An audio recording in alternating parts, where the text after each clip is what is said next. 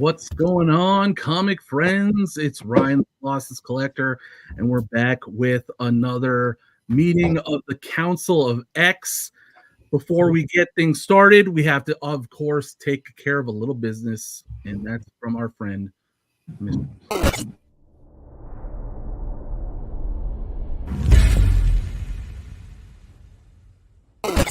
Hi, I'm Chris Kramer.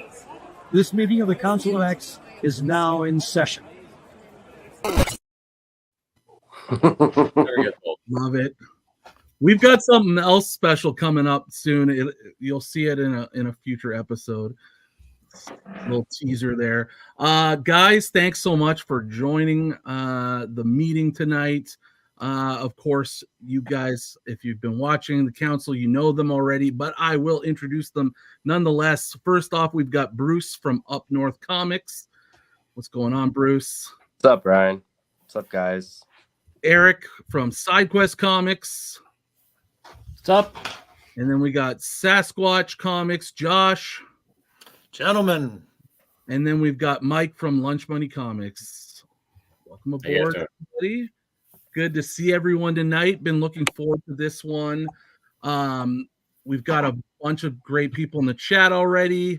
We had Uncanny Derek Comics. Are we there yet? He messaged, put that in the comment section well before we started. Well, we're now here. We've got Dave from Still Only 35 Cents. He said, hi, all. Hope you're well. As an X-Men collector myself, hope to join one of these myself one day. Dave, you're more than welcome. We will talk soon and get that set up.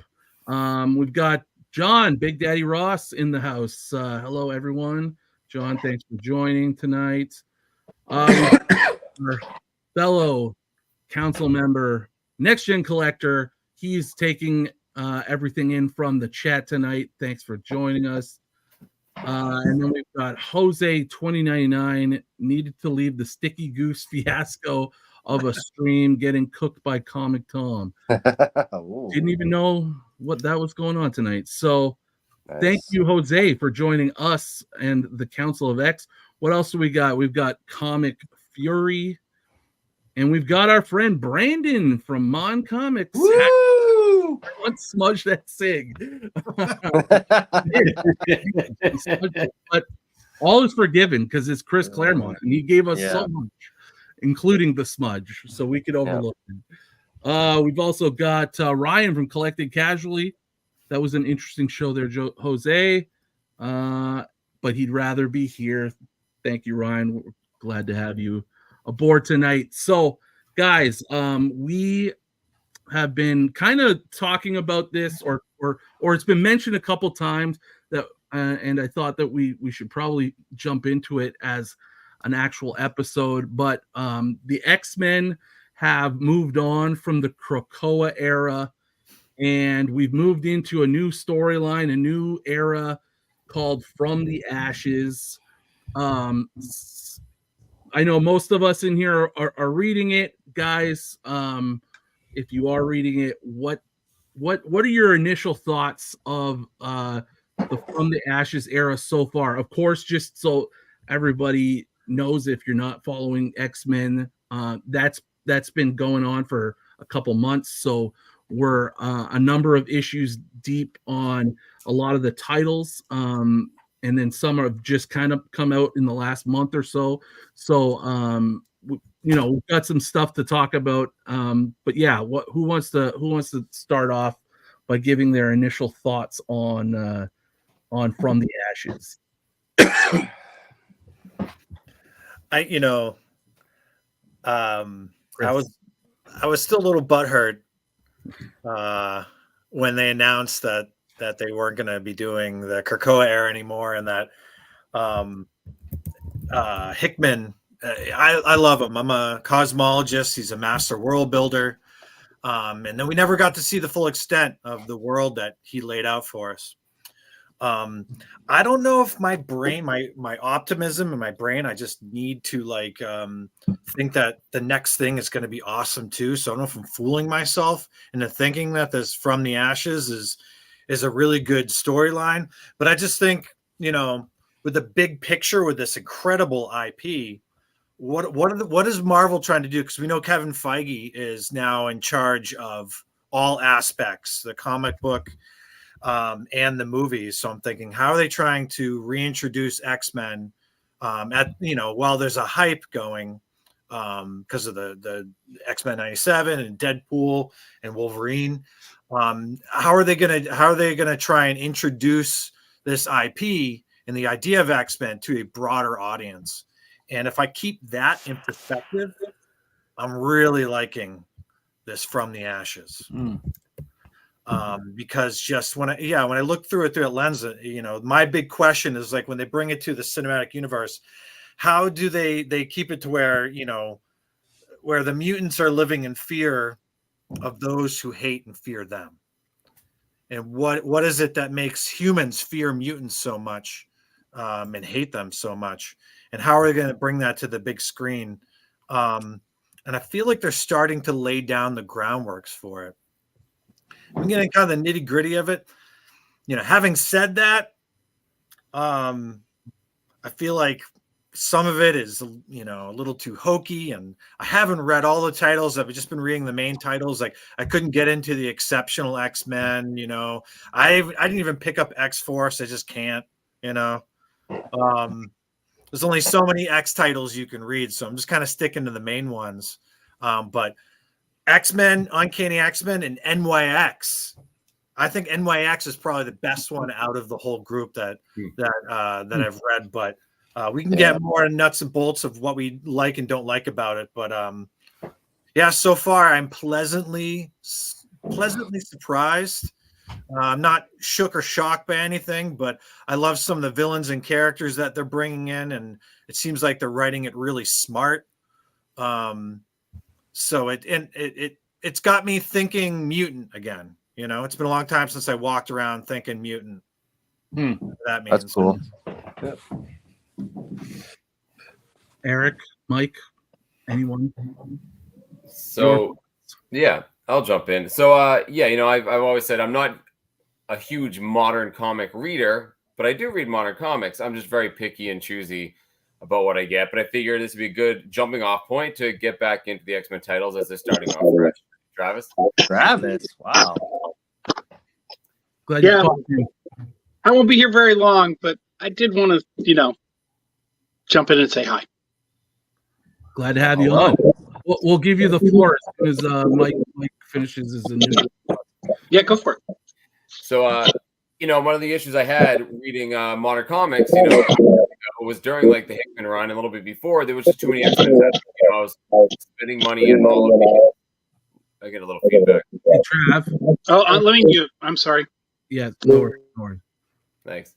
So when I was back reading those X-Men titles, there were just too many of them, and I couldn't keep up. So, you go to the LCS on your Wednesday, and you pay $20-$25 to get these new titles, and then they sat in a pile on my desk. And it became a chore. Like, not only could I not really keep up, I started getting to the point where I didn't want to because I was so far behind, and I'd rather have that $25 a week go towards older comics that I like. So I'd keep up with the storylines, but I kind of stopped reading, and every once in a while, something will pique my interest. I'll jump back in. So I had a feeling this would be the same way. They announced, you think Marvel would kind of learn their lesson? No, here we go. We're just going to have a million titles right off the bat. So the way I approached this was I was going to give each of the titles an issue or two to see which ones grab my attention, and then I pick one or two of them only to read. So that being said, I have read Adjectiveless X-Men, and I have them here if you guys can see them. We'll talk more about it in detail later. Spoiler alert, I did not like it. I don't like Ryan Stegman's art, at all. I know some people do. I do not like his art. It's a really funny conversation. I was on a live stream with 22 last night, and he's reading through this. He's like, weirdly enough, the fourth issue, I feel like his art got better. Yeah, it's because Stegman stopped drawing it on issue 4. I don't like it, and it's boring. That's the worst thing a comic book can be. It's boring, especially if you have Cyclops as the lead. And it's a great-looking team. Juggernaut's cool. But it can't be boring. It didn't pick my interest. The title that I was really most excited about, of course, is Uncanny X-Men, because this is the team. If we're going to follow a team, this is it. Got my boy Nightcrawler, Gambit, Wolverine. This is an awesome team, absolutely. This one did catch my attention. I did enjoy it. But a lot of the other ones, same. You kind of do a one and done. This was an interesting story about Kitty Pryde, an exceptional X-Men, but didn't quite grab me. X-Force, I did try. I love the first issue. I like Forge. He's the main, character. And I got bored on the second one. And finally, probably the biggest pleasant surprise was X Factor. So I did try X Factor, which is actually pretty funny. He's got some pretty good social commentary on, social media and things like that. Found this one a breath of fresh air. But the same thing, guys. Here I am looking at a stack of comic books, and I'm not that blown away. All I found myself, I just want to go back to the other books I'm reading, the the indies and things like that, and the graphic novels. So they have a little bit of work to do, at least in my opinion. It's still fun. It's a comic book. It's the X-Men, but I don't know. I'm getting it feels a little too samey same. It feels like years ago when I couldn't keep up. And to make matters worse, and I'm going to jump on Sasquatch here. Conversely, the X-Men rinse and repeat over and over again. The world fears them. They rise up. They get knocked down. The world fears them over and over and over and over again. And although that's their shtick, it gets tiring when you've been reading them for 40 years. So it's tough to have that still be a thing in a world full of superpowered human beings everywhere. You think they would leave well enough alone. But once again, we're back to square one. I've read this before. I've been here before. You can jump on me anytime, Mike.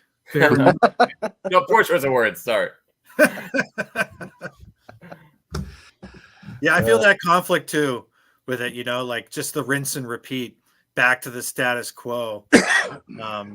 But I don't know, again, like, is it my optimistic brain that's just like, convince yourself that you're going to really like and enjoy it. So I have to look at it from like, a bird's eye view of like, who are they trying to bring into, the fold. But yeah, now I kind of want to read X Factor. I just skimmed it. That's good. Yeah, I liked it. Travis, why don't you jump in? Since you're sounds good. I mean, this is a great point. I actually agree with Mike on almost everything he said there. I would say but the only thing he missed is if you're not reading Phoenix, you really miss the whole new X-Men, the X-Men storyline, because that story is unique. That story is new, and I like where it's going, and it's interesting. It's not typical. I love it. And great covers too. I mean, fantastic one. There's a beautiful Rose Besh cover that came out. Eric always has him like there, man. I'm impressed with that one. I was impressed with X Factor. I'm going to disagree with on you with X-Force. I actually felt like X-Force did something that X-Men hasn't done in a really long time. I felt they were going and dealing with things that were more like the stuff you see back in the original X-Men stuff, way back in the day, like in the 60s X-Men stuff. And I felt that was a really cool thing. I'm still, I like Stegman's art, but I'm not sold on so far on the title. I've only read the first 2 issues. I have issue 3 sitting right here underneath my phone. And I was going to actually have this all read before I came to you guys with all this, but life happened. Crazy stuff this week. I mean, I ended up selling. I had a great Star Wars Whatnot show on. I know it's not an X-Men thing on Thursday morning, and Cheddar showed up, and that was awesome. And but it was amazing. It was a great show. I almost sold everything I put up on the screen, which was fantastic. Never happened before. It was so great.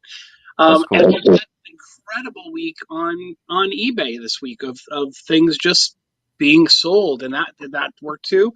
And then I sold a $5,000 comic book to Brian this week, and that was incredible too. And then on top of it, Alan contacted me about the Famous Funnies and bought the Famous Funnies. So today I had to ship out 20 different orders.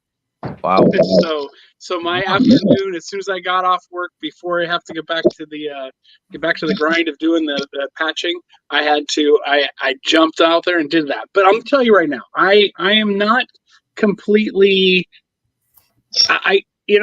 I always felt like the shtick was there. It always bothers me. It still bothers me that why. I mean, it was great to see the Avengers come together and during the end of the Hickman stuff to support X-Men and what was going on there.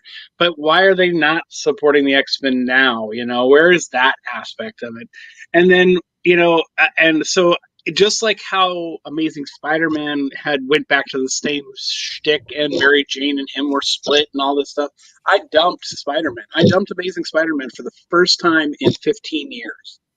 So that title's out. I think X-Men, if it doesn't pick up after issue 4, is gone. Uncanny, the newest cover looks freaking amazing. Nightcrawler on the front of it. I'm sold on. I'm probably just going to be stuck with Uncanny, X-Factor, X-Force, and Phoenix.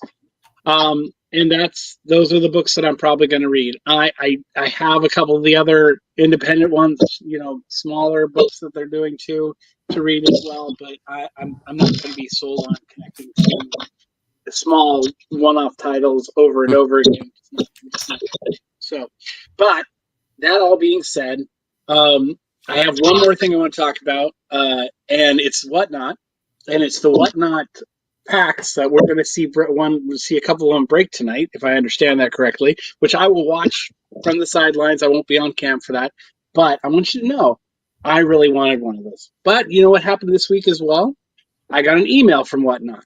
And they offered me an opportunity to get into being able to sell these pack breaks for the New York Comic Con that's coming up. So on October 17th, I'll have a show where I'm going to be doing, I don't know how many packs I'm going to have. I'll either have 3 packs or I'll have 15. So if I get 15, that'll be amazing. But they sell for crazy dollars, and that's awesome, and I love that. But of course, it's the FOMO thing. But I actually think this FOMO is a little more legit. I posted to our chat, if you guys saw in Illuminati, I posted how the ratios that they build for these packs, and I think it's smarter than they've done before when they build their ratios. These are only printed this amount. Only this. There is real scarcity to them. So it's interesting. I find it fascinating. We'll see how it goes. But anyway, I just thought so. I really wish I could have gotten one of those X-Men packs. I tried to win one on Comic Tom's stream when he was giving out 27 of them for free, and I didn't get one. But anyway, yeah. So, we're probably going to talk about that a little bit more later, but that's a whole other topic. But yeah, you know what, Trav? I think you'll probably still be able to get one eventually. So the price will go way down in like 6 months, and you'll be able to get that for peanuts. So perhaps if there are any that aren't broken yet. I mean, you may have gotten a couple of Sasquatch that weren't broken, but I mean they were really seriously limited, and they are seriously limiting these. I mean, they're only offering to the people who are going to be selling them. They're only offering 5 boxes. Each box has 3 packs in it because they already don't want to have the damage that happened on these first ones. So they're doing their packaging different to ship out these boxes. So I would love it if I got 5 boxes. That would be so amazing. I mean, that would be so much fun to be able to do that and do those pack breaks for people who buy them and do that live. That'll be very cool. So anyway, I'm gonna jump back off of here. You guys dig deep into this. I can't wait to hear the rest of what you guys have to say. It was wonderful talking with you all. Wonderful seeing you all. I'm so glad I got to be on here even for a few minutes because I love this stream and I wish I was able to be a part of it more often. And hopefully in the near future with my schedule change, that will be a thing. So I enjoy you guys. I love you all, and I can't wait to see you in person sometime in the future. And you know what? I'll have to say it right now. It was so awesome meeting you. My brain just went blank. Mike. Dude, why did I forget that? I'm staring right at you. You're right there. And right next to it, David, please don't forget. Yeah, I know. And it's like Travis calm. Yeah, okay, anyway. So I just wanted to tell Mike, it was incredible meeting you, and it was so much fun talking with you on breakfast and talking about life and just being in each other's lives. So thank you so much for making that happen for you. And I'm so glad I got to make it all happen that weekend and hang out with you as much as I did. All right, guys. See you all later. Have a great stream. Thank you. Appreciate you coming on. Love that guy. Yeah, Trav. I was sad that he couldn't come on like the the whole show because he's an avid reader. He would have great thoughts on everything. But glad he could pop in and say what's up and give his initial thoughts of From the Ashes. So, Eric, need to hear from you. What are your I think I might be right in the middle of Mike and Josh. So I read Krakoa Age, the whole thing. I mean, I ate everything up. That was kind of my jumping back on point with the X-Men. And some of it I liked, some of it I didn't like. That's the thing about a lot of these big books, you know, like whether it's Spider-Man or Avengers, sometimes there's stuff that you just, you know, you don't feel, basically. And that's how I was with Krakoa, but I did like a lot of it. And when they announced the new stuff, very similar to Josh, I was kind of, okay, I want to keep an open mind, but really already they're going to do a flippy flop and, you know, what are they going to do? I mean, it seemed to me it was going real good. Why, you know, change lanes when it was, you know, kind of cruising type of thing. So I was skeptical. And I mean, I kind of flashed, you know, I'm no stranger to trying them all out, but I kind of can echo Mike a little bit that a lot of these, I tried them and I was just bored. It was slow. It didn't go anywhere. What one was I just reading? I read the new NYX before we got on. And I've been getting them because I like some of the characters. I want to see what they're going to do with them. You know, X-23, Laura's there, and I'm being a Wolverine guy. I want to see what they do with her. Talk about dead ends. It feels like they're not really doing much with the characters yet. Now, that may be the slow buildup like Josh was talking about. They're laying those seeds that hopefully they'll kind of grow into something. But yeah, I read this and I'm like, it's about characters. I don't know who they are. I don't really care that much about them. And I think half of this, I read them like X-Force and, you know, Exceptional. I did like the first issue. So I'm going to give it another issue to see where it goes. But if it doesn't go anywhere, some of these I'm thinking about dropping because I'm just like, where's it going? I'm bored. And I just, they're not doing anything new. But then there's some that I really like Uncanny. I love this one. I think a lot of it's the team. I love these characters. They're the classic X-Men characters. So I want to see where it's going. I think that's the thing. It's a character that I want to see what their story is. Whereas NYX has a lot of characters I have no interest in. Eric, you also brought up a really good point. Not to cut you off, but the ones we were all saying that we like is not just the characters. They also have a lot of action in them. And I'm not saying we're not people who like story, but stuff happened. Like, it's exciting. The ones that feel boring, it's just X-Men characters talking to one another. You do need a little bit of comic book love that we all remember as a kids to make you feel like you're in a comic book. It can't just all be set up in exposition, which some of these titles, I think it is. And other ones, it's just action, right? So it's a little bit of both. And I think those ones we're gravitating towards. Yeah. And another big thing I felt like, I mean, I read Krakoa up to where they ended it. But then I started reading these and I was like, kind of like, wait a second, what's going on? Like, case in point, this felt like basically Ecstatics to me. It was just kind of jokey. I didn't get the jokes. Some of the characters were in places that I was like, wait a second. I thought he was a zombie. I thought he was with Madeline Pryor. And I mean, the newest issue, it has him, spoiler, he's with Polaris. I'm like, I feel like I missed out on something. So I wasn't a fan of this one at all. And I was excited for it. But then, I mean, Angel first issue, he's already gone. But then again, same thing. I thought he was dead. I thought they killed him. Yeah. So yeah, I'm a little disappointed with that. And then this one, I liked the X-Force team they had in Krakoa. The way they ended that series, it was just like, okay, they're going on to the next mission. And then this came out, and I was like, wait a second, what happened in between however many months? So I was a little some of these confused me a bit, but like Travis said, I did like this. It was bringing me something different because I was a little worried about this with oh, it's Phoenix again. We're doing another Phoenix story. She's all powerful, but it's bringing us a little bit different story because we don't really see the X-Men out in space that much. So I'm excited to see where they take that one.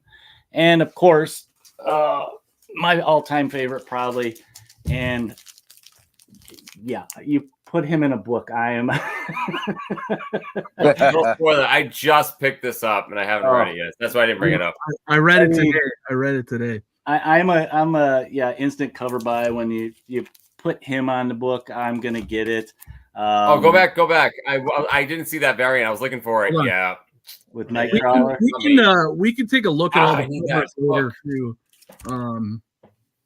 Yeah, we'll get back. We'll get into the covers and stuff a little. I'm just really this one. I like the story, and I'll say the reason I liked it because it felt like an old school Wolverine story. It reminded me of his original series from the '90s, where it's just he's Grumple Gus. You're following him around, the world, and he gets in a tussle with somebody, and it's who's bigger and badder, but it's fun. It's one of those fun adventures. I do want to ask one thing, Eric, because I am confused. When does that take place in the chronology of the other X-Men books? I think Wolverine takes place. I'm not sure. I thought it was before Uncanny. That's what I thought too. It kind of seems like it's a little bit in between. I read that or went into it thinking this is going to pick up after he left in Uncanny. And he got attacked and he's like in some really bad situation.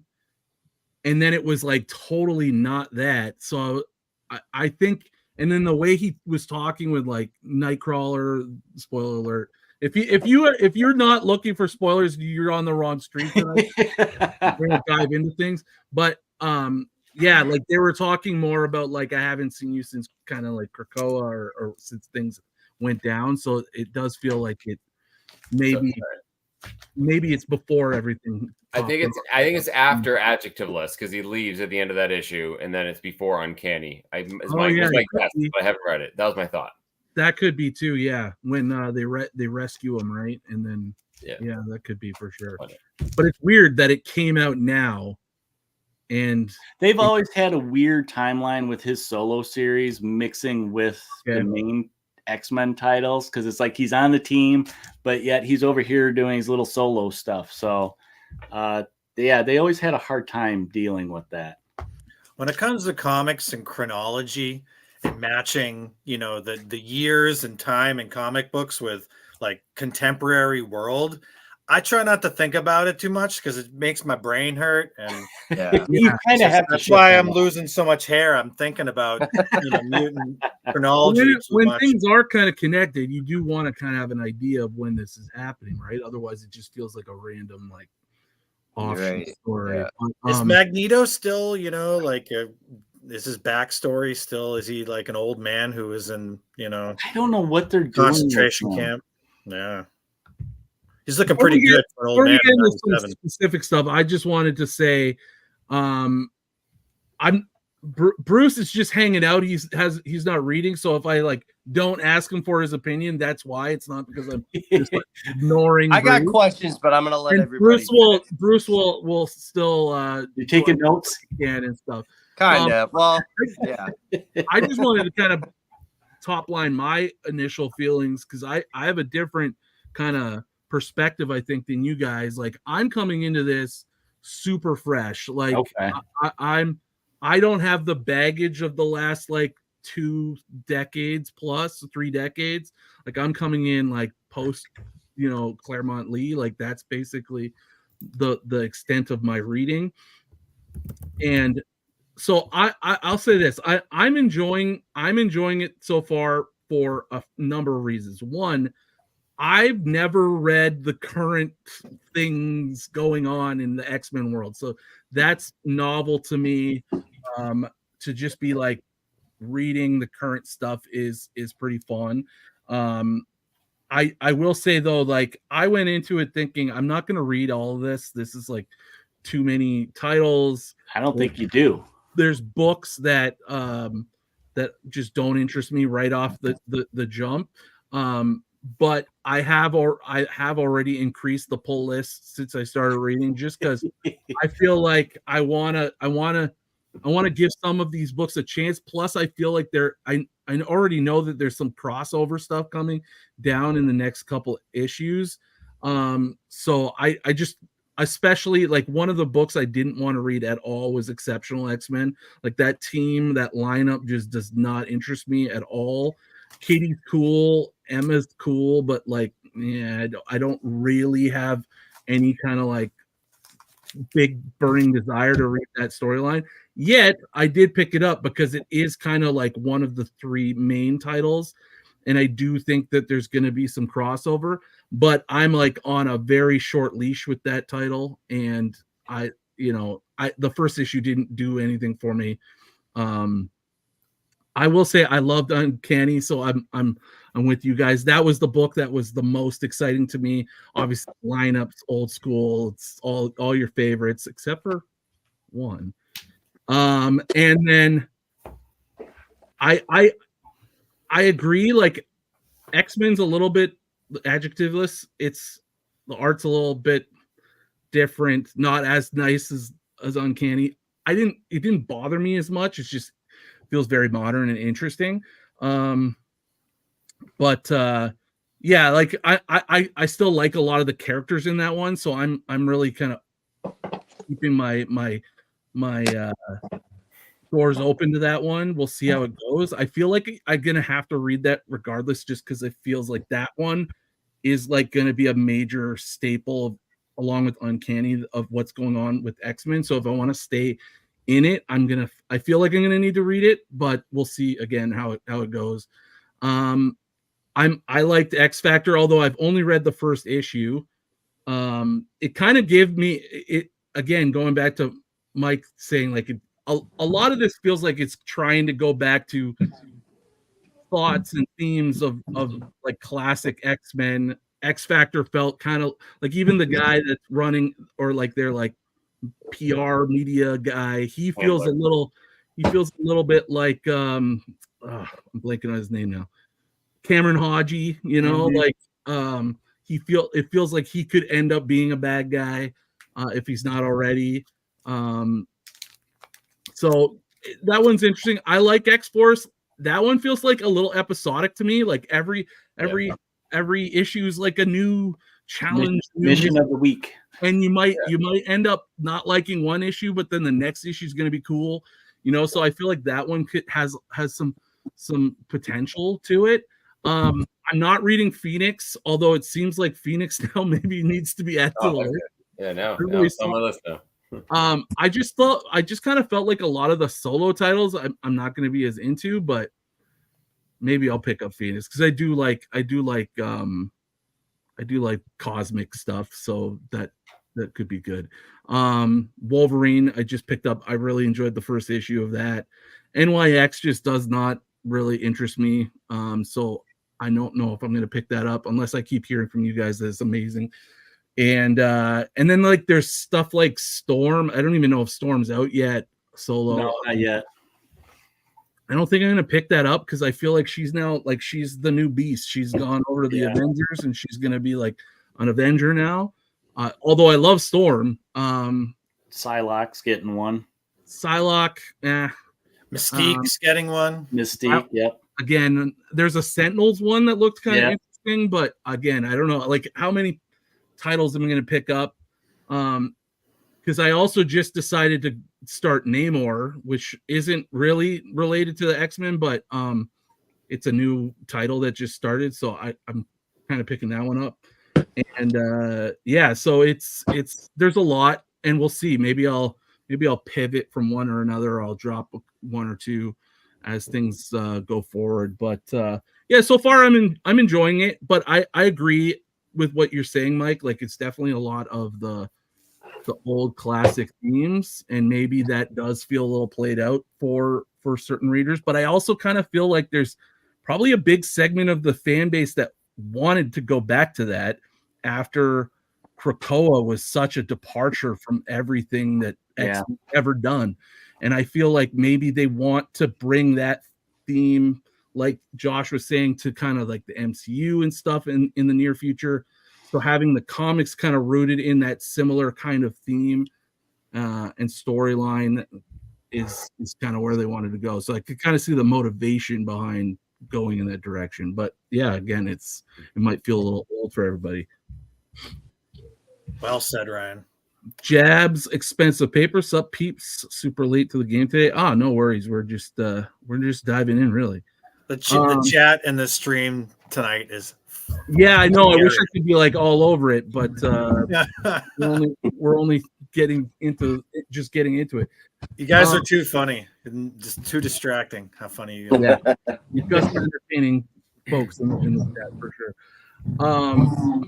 So like, what are kind of another thing I wanted to ask you guys.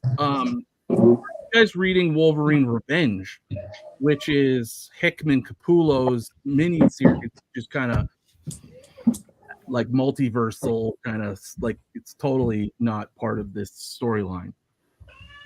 Oh yeah, it's got Wolverine on the cover. I'm getting it.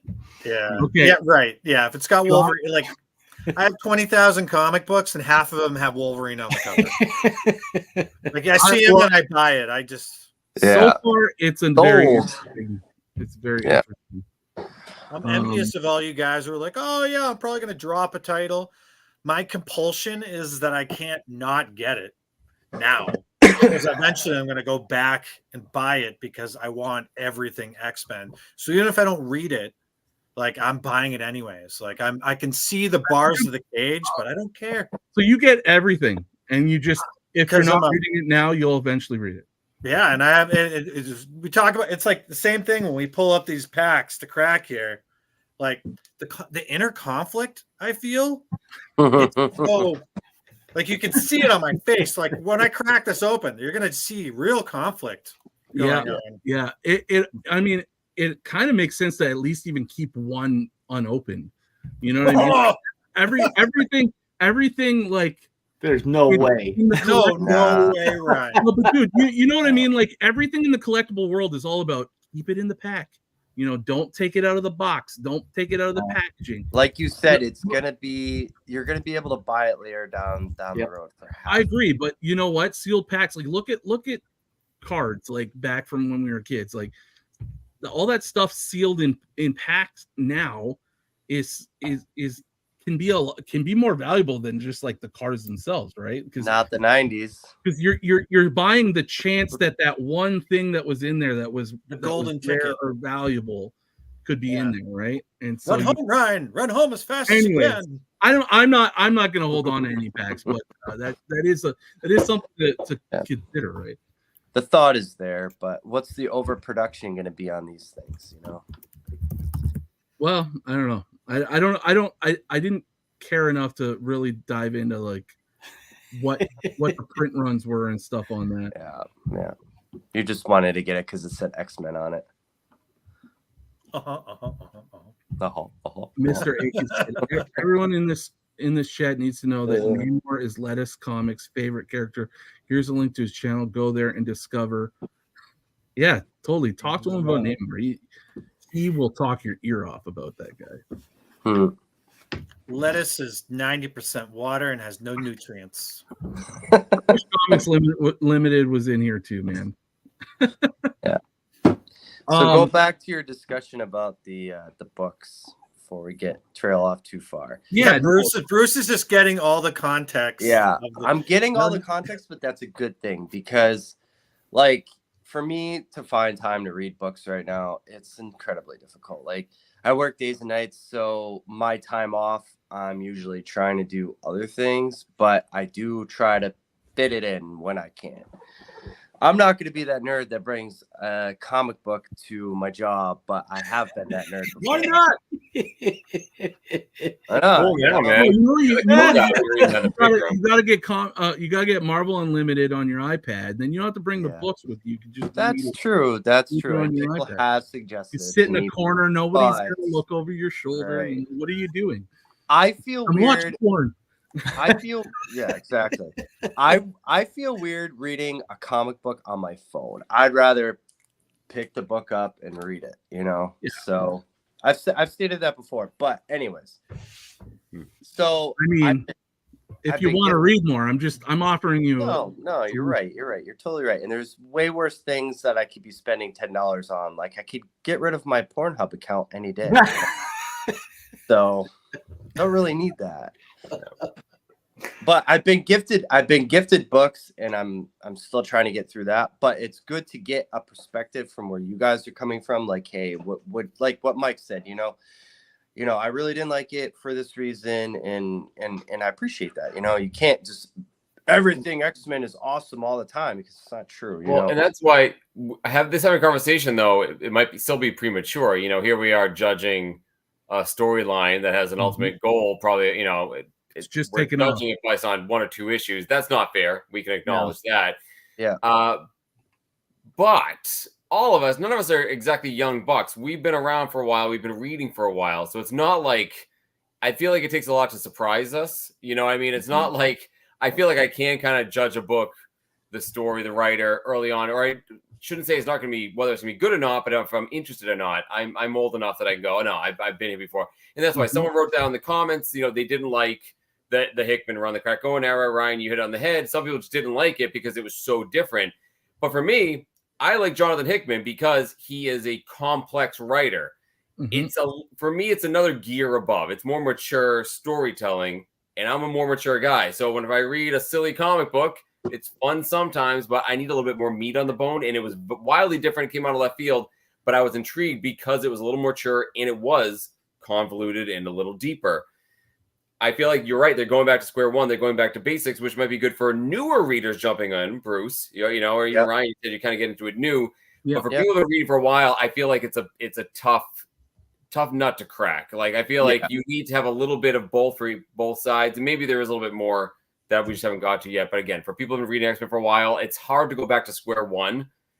And still keep those people on board because it's different than Krakoa, but I like Krakoa because it was different.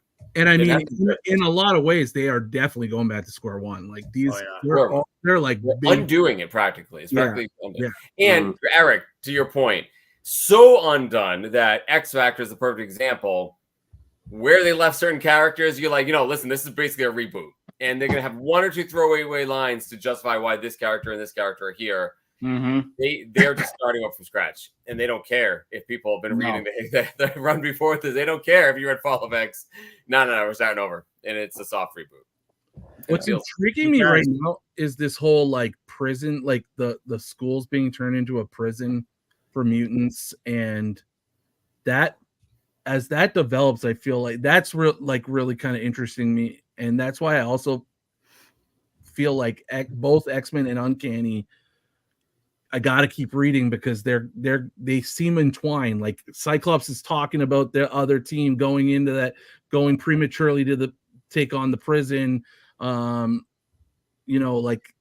they're calling each other and stuff like that. Like I'm hoping that it's just really going to continue to evolve and get more complex and just get more interesting. And so far, I don't have as high a bar because I don't have the knowledge and the many years of reading this stuff, but I'm intrigued. You bring up a good point there, Ryan. So like the bad guys, right? We have bad guys pulling strings, several big bads who we know they're bad because they tell us they're really, really bad. They do really bad things, but none of them, not a single one do I care about. Like I forgot about them immediately. Like you're open the next issue, like who's that lady again? Oh, that's the bad guy. Like you can't do that. It can't just be like a suit, like in charge. Which is why Uncanny, there's new mutants. There's a bad guy that looks cool. Like it's more comic booky. I feel like there's nothing there from the bad guy standpoint to engage you. So if you don't like we all like the X-Men characters, obviously, but like there needs to be some sort of mystery, something that compels you in the storyline, and you can't have vanilla, bland villains. I'm sorry. And you're right. And Mike, have you read all of the issues of the Adjective List? Like no, that's the one I'm the most behind on. Oh, okay.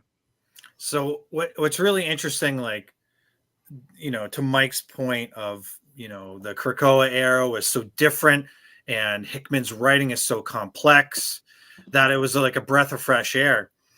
But I think going into it, we all knew that, just because they're mutants and because it's, the contemporary world and there's comic books, that they're going to crash and burn at some point. Reading this new stuff reminded me again of how much I enjoy the X-Men being back on their heels, kind of struggling and trying to find their way into it. So that's refreshing. I don't know how long that feeling will last.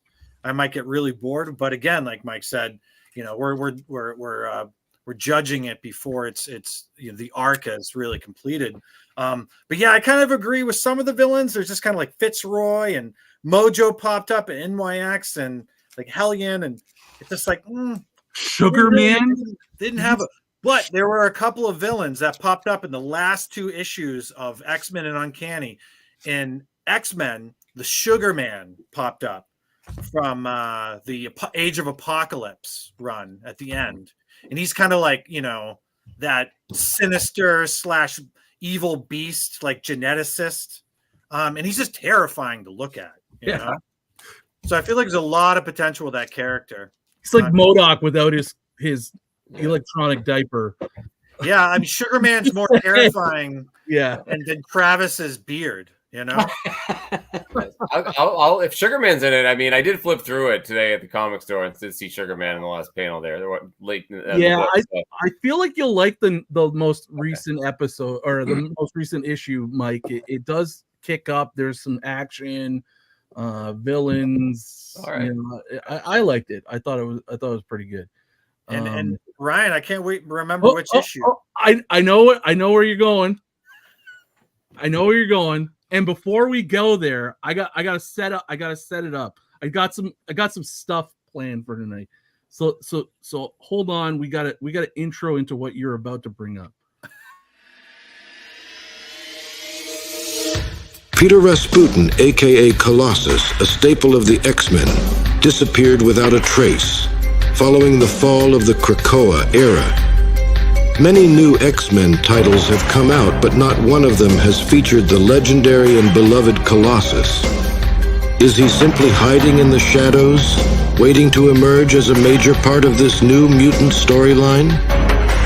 Or is something more dark and sinister at play here?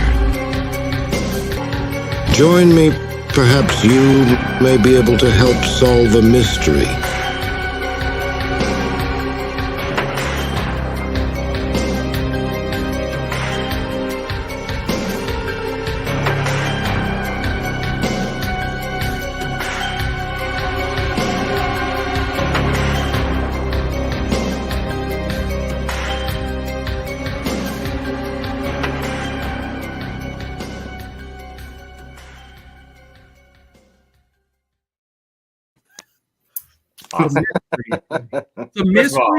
It's the mystery that was most compelling and unsettling for me going into this. Ryan, you are a gem.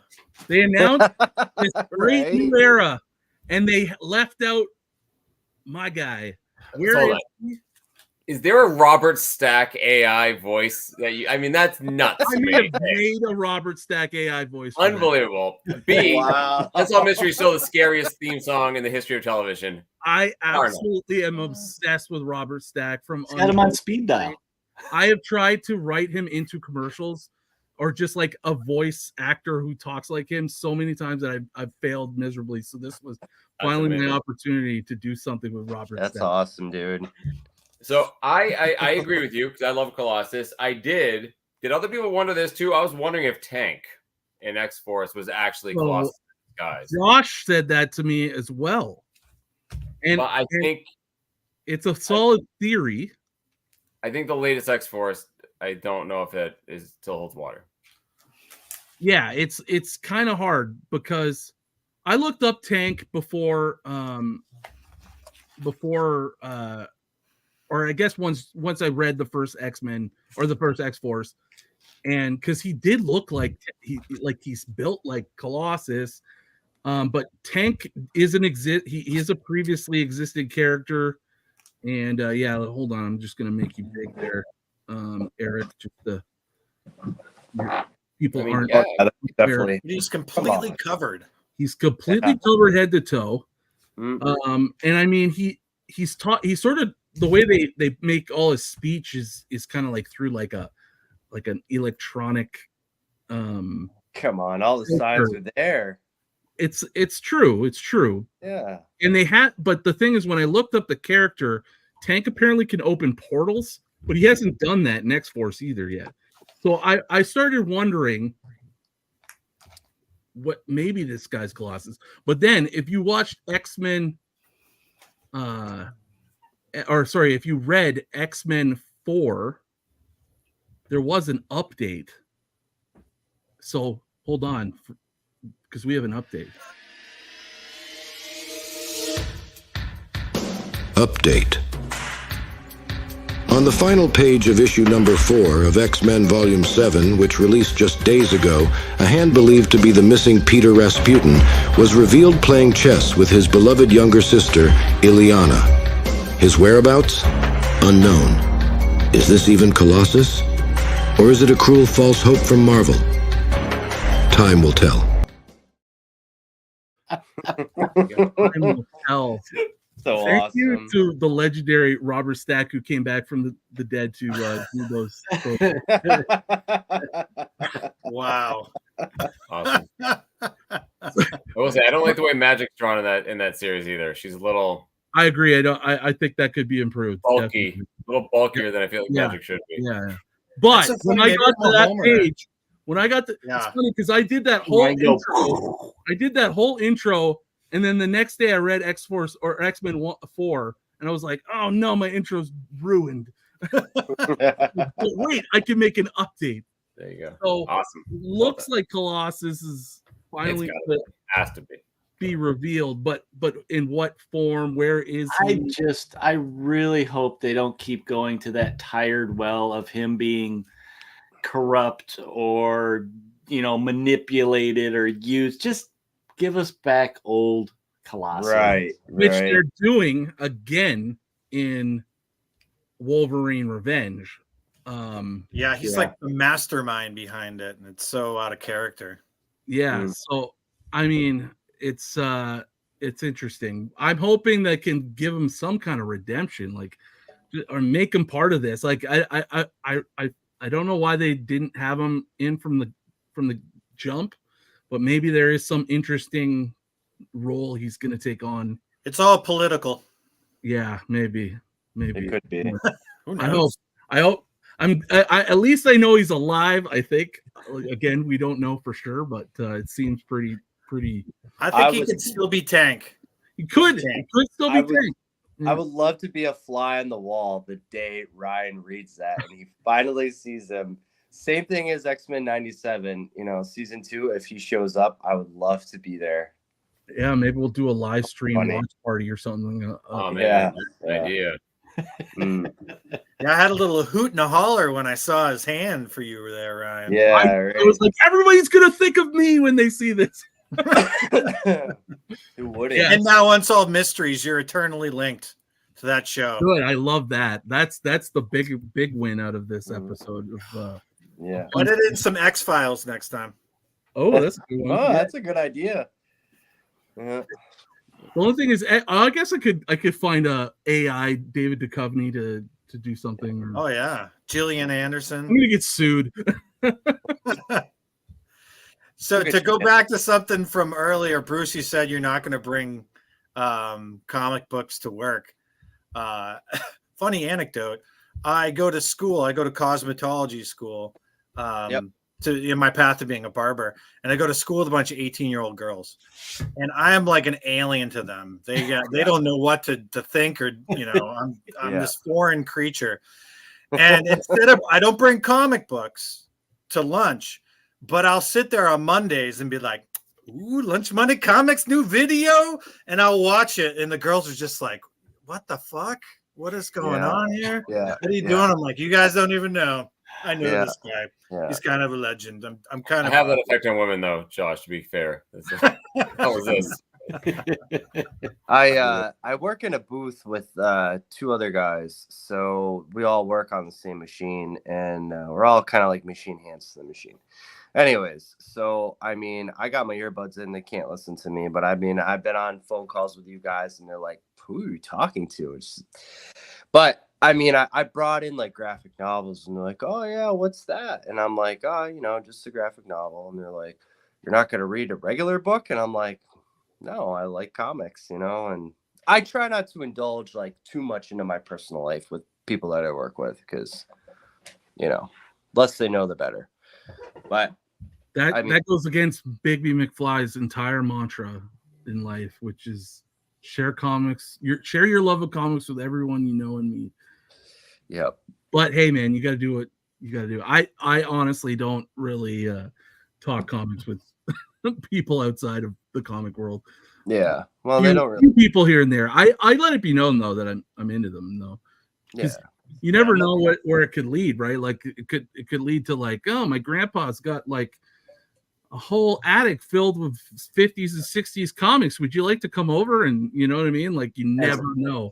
As we all look at Mike. I don't know if I told this on stream. I think I told the guys, sorry, this is getting a little off topic, but it was an amazing story.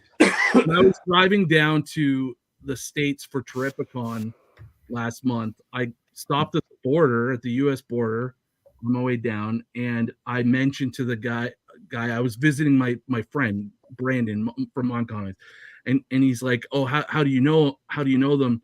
And I said, "Oh, we're like fellow comic collectors. We met through our hobby." And he's like, "Oh, so you know a lot about comic books?" And I said, "Yeah, I know enough." And he then sat down on his booth little stool and proceeded to talk to me for like 15 straight minutes about this collection that he picked up in a garage, like auction thing. And he was asking me like how I should sell it, where I could sell it, all this stuff. I like never in my life would I ever think that a U.S. border agent they're always all business was going to sit down and just have a personal conversation. And yeah, that's pretty cool. Comic books on my way down to a comic book convention. Right. Yeah. I bring up comic books all the time because you never know. It's always word of mouth that leads to like that collection or whatever it might be. And I know I'm a broken record on this, but as a kid, I remember reading, the X-Men books, and, like back in the 90s, you were either nerd or you were sport person. The nerdiness wasn't something that you advertised. So I had this secret life, of like X-Men, Buffy the Vampire Slayer, Star Trek, Next Gen. And I remember always thinking, I'm like, man, I just wish I could talk about this stuff, about X-Men and, my favorite superpowers with anybody. And that's when I was, 13. Now I'm 40 and I have that community. And it's just, it's so stupid because there were other people who were like that too, right? And never orbited like growing up. Yep. And that's the days before the cell phone was invented. So you had to go down the street to find some friends. Wait, are we the old guys now? Looking at the new comic books and be like, I don't like this new stuff. It's not like the stuff we had back in the day. 100%. Yeah, we're reading the younger writers than us. We're reading the new stuff, so we're not completely. We're trying. We're not like, oh, comic books these days are the worst. Like we're actually reading the new stuff. So I mean, I was like that about a year ago. Or oh, really? Yeah. I'm not reading the new stuff, but I've warmed up to it, especially obviously X-Men. So all right, back on topic, guys. What was your so far? Like, what would you say was your favorite issue you've read from the Ashes, or like your favorite moment that you've read so far? Well, I know what it's going to be. I haven't read it yet though, because I know issue 3 of Uncanny Nightcrawler shows up, and that cover which Eric showed is amazing. There's a cover. I think actually Ryan, you might have showed it to me when they previewed it months ago when he's hanging upside down. I'm excited for that issue as well as the Wolverine issue because there he is. This is Kurt, amazing cover. He doesn't have enough awesome covers as it is, so I know I'm gonna like that because he's in it. But that being said, Uncanny X-Men, I really love the team, but that the first fight in that first issue, they go up against here it is. They go up against a dragon. These two. That has one of the eyes of Agamotto, and it's just Rogue, Gambit, and Wolverine fighting this thing, and it was awesome, and that was fun. Cool, pulpy, good. It was fun, And what was great about it is that you also get it from Rogue's point of view. You hear her in a dialogue, what she's thinking, and it's awesome. It's excellent that Rogue is the leader and she's the head of this and she's the main character. I really enjoyed that. So that's why I like that series the most so far. I did also like the first X-Force again because the idea Forge is always underutilized. Some people think he's a bore, but he has a lot of potential, and I think they're trying to realize the potential. I like the concept behind. He made a device that can solve all problems in the world, but he doesn't even know how it works. So they could sort of go wherever the thing tells. But I thought the concept was cool, So there's enough new things there that I was pulled in.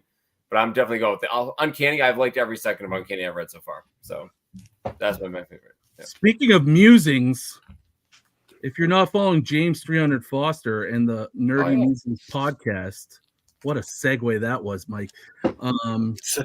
Check James and his podcast out. I had the pleasure of being on there recently and had a great conversation. He's had lots of people on, and I'm sure he'll have lots more on. So sub him up. A few weeks ago, I was in Portland, Oregon. I was going through some stacks of comic books with Dan X-Men Comics, and someone pulled out a book they were talking. I started talking to him, and it was James. And we're like, "Hey, look at that!" It was like we had no idea. We were standing right next to each other. That's cool. That was pretty Love cool. it when So, James, that happens. let me know if you want to invite me on, James. I'd love to be there on the podcast. There it is. He put a link to. I'm guessing maybe the conversation he had with me. So check that out. I do have one question before we trail off too far. Yeah. Because I don't have much to add to, the discussion right now. But where does is it Nyx or NYX? Where does that come into play with this? Or is it something that's totally different? Yeah, it's like Miss Marvel and one of the Cuckoos. It's all the young mutants, basically. X-23. Okay. Yeah, they're in New York, just trying to, I think it's more like boots on the ground, kind of like how people in a city are reacting to mutants and like how technology plays into it. And what was the original premise of that title? Because I know that's where Laura Kinney comes from originally. That's always been an X title, right? And what was kind of like the premise of the book prior to it coming out now with From the Ashes? it's like if you read a comic book at a rave doing Molly in the early 2000s. Okay, that's what NYX was. All right. Tells you everything and nothing at the same time. Yeah. Yeah. Well, Justin suggested that, and anxious to try it. Yeah, Sorry, I seem distracted, guys. Unless I hear more and it starts becoming a really important book, I'm probably not going to pick it up. But yeah, I can interrupt. This has nothing to do with X-Men. This is my OCD is getting me. Right before we were starting, I was running late because I got some new comic books today, and I was replacing the bags and boards, and then I realized I was late, and I jumped on, and I have raw comic books next to me, and we're trying to have this conversation. I'm staring at a raw First Falcon right next to me, and I'm about to lose my mind. I have to put it in a bag and board, so just give me a minute. I've been pressure out. Yeah. Get that thing under plastic. I know. What am I doing? I'm sitting there looking. I'm flipping through. What am I doing? What am I doing? I hope you don't have a drink nearby. I don't. That's the next stop. So. That's good. Sorry. I got this beer getting condensation all over my desk here. I'd be sweating bullets. Oh. I had an open. Ironically enough, it seems like everyone else is drinking, and I'm usually have drink and smoke, but none of that tonight. Yeah. But back on track, you asked what's my favorite scene or what our favorite scene are. And to go back to Uncanny X-Men, back to the action. The action has been really great. The way they segment from panel to panel, it lets your imagination fill in the gaps in a really great way that I haven't seen in an X-Men title in a long time. And specifically the last few panels in the last issue, this Baba Yaga type, demoness is stealing mutants, and Wolverine fights her at the end of it. And when he pops his claws, you see the blood splatter off of his claws, and just their fight is epic. And you can just see how, again, like you fill in the gaps of the action. And that just sticks in my head. Like when I said I've been thinking about mutants all day, like I've been thinking about walking around as a freaky looking mutant in New York City, or like, hey, Richard. Yeah, but anyways, yeah, that was just the action has been fantastic, Uncanny. Yeah, I've really enjoyed Uncanny, and it does feel like it's definitely the one that's got the most potential right now. Yeah, that's going to be the one that I read if I do buy any of them. I'm gonna start. Yeah. I mean, it's got the best lineup for sure, and then right. Yeah, the Hag is interesting because she's apparently some old flame of Charles Xavier, pre Moira, whoever. What did you do, Charles? Yeah, like one more thing that like, do we need to make this guy any worse than he already is? It just sucks to get older if you're a woman. Yeah. Us guys, we're just like fine wine. We're getting better with age. Sorry, Pam. We like to think so. We'd like to think so at least. Yeah. It's she seems like a pretty interesting, formidable. What's her name too? Right. She says like a regular name, right? The Hag. No, but someone called her like her by her first name. Oh yeah, her real name was like Sarah or something. Yeah, I think it was Sarah. But yeah, she was like a smoking hot blonde back in the day. And I have a feeling they're gonna go back around to the dragon. Yeah. Well, something to do with the eye, right? Like, and then like maybe they'll wait like a whole year until because remember the year he said the dragon said that it would go away for a year or something like that, and then I think it comes back for the second eye of Agamotto, and apparently it's messing with Gambit because he so it's interesting. And then the dragon also had a premonition or a fortune of ill will for them as well. So but I mean, what else? But honestly, I groaned because again, it's like, oh, it's gonna be the end of all the X-Men that's coming. It's like I've literally heard that line. I've seen it written 1,000 times. Oh, this time someone's really gonna end them. They just survived Moira, as her crazy 11th version or whatever. I'm not really worried about the next thing coming. You guys are gonna be fine. You're gonna be fine. Sorry, Troy. So here's my question. What do you guys think about this New Mutant lineup in Uncanny X-Men? Well, I don't think that they're going to be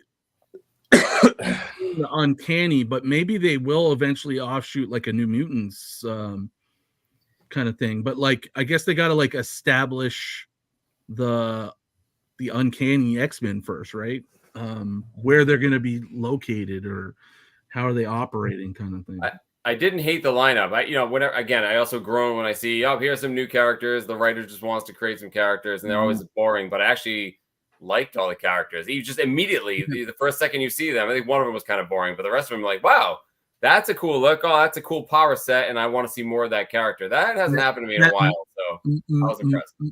Wolverine called him Manga Boy. Yes, the emo guy. Like, holy crap, that guy looks like he could be scary and a handful. So there's a scene where the Manga Boy is kind of trying to get the belt from Nightcrawler, and he's like I touched the teat of a cow, and Nightcrawler's like mein Gott, mein Gott. It's just one snapshot. It's just bananas. Yeah, that was a wild. Their danger room, which was like a farm kind of like setup of an obstacle course. Yeah, no, it's definitely that book's got some potential. It's definitely my favorite out of the mix. I'm trying to think what else. Like I said, like I like X-Men. X-Force is cool. Wolverine. Yeah, the first Wolverine was a pretty fun issue. I love Cyber. I'm invested in that character. I loved him in the 90s or early 2000s. Cyber I thought was really cool. Yeah, his first appearance is the file folder issue, right? Was X-23 first mention? The die cut Wolverine 50, right? Yeah, I think it was 50. Yeah. I thought that was Shiva. Oh, it might be Shiva. That's Shiva in that one. Yeah. Oh, okay. No, yeah. Cyber is one of the first appearances that we had in the Series 3 competition, Mike. Yes. I just don't remember which book it was now. It's the Marvel Presents one. It's a double-sided. It's yeah. It's a Marvel Keith cover. Yeah. Yeah, that's what it was. Yeah. I call Cyber when we do a villains draft. That's next episode, guys. Next episode, villain draft. We're doing the Brotherhood of Evil Mutants draft. That will be. I can't wait for that one. It's gonna be a lot of fun. I've been waiting forever. You've been waiting for redemption. Yeah, I've been wanting to do it, and then I just keep going like, let's save it, And we're now we did the first draft back in April, so it's a pretty good game. Enough time. Yeah, it's been a while. Yeah. Been that long? Holy wow, yeah. I know. This year's kind of whipped by. When is our year anniversary for the council? I think our first episode was in it might have been maybe March. This is episode 11 though, so we've had a decent amount of episodes, and we're keep on rolling. Yeah, hopefully. I think no. No. Eric won. I think I came second. Eric won. Yeah, hopefully Travis can be in. No, Cheddar won. Did, yeah. Yes, it was his first draft, and he was all kind of worried that because he's not a big sports draft guy. But I mean, that dude, sports doesn't matter, man. It's all about your picks, right? Yeah, and then it was just more of an audience voice voting thing. So yeah, it was a lot of fun, that one. Yeah, it was. It was really fun. And villains is going to be a oh yeah.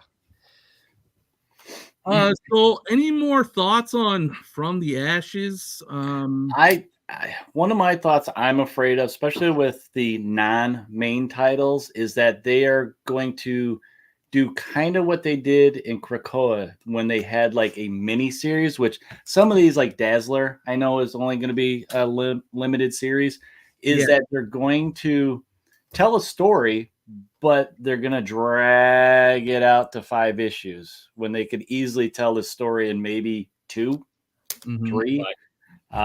So I have a feeling that a lot of these titles, I don't think people have to feel like they have to get everything.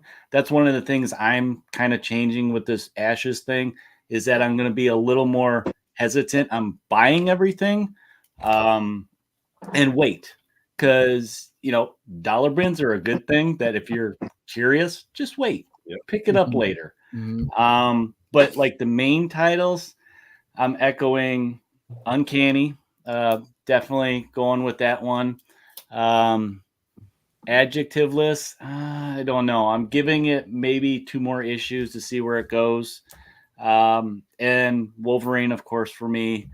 And then for something completely different, Phoenix. The other ones, I'm already starting to fade on them unless they pick up. So I think the problem overall, a lot of them, and this just might be modern writing, is that they need to pick up the pace.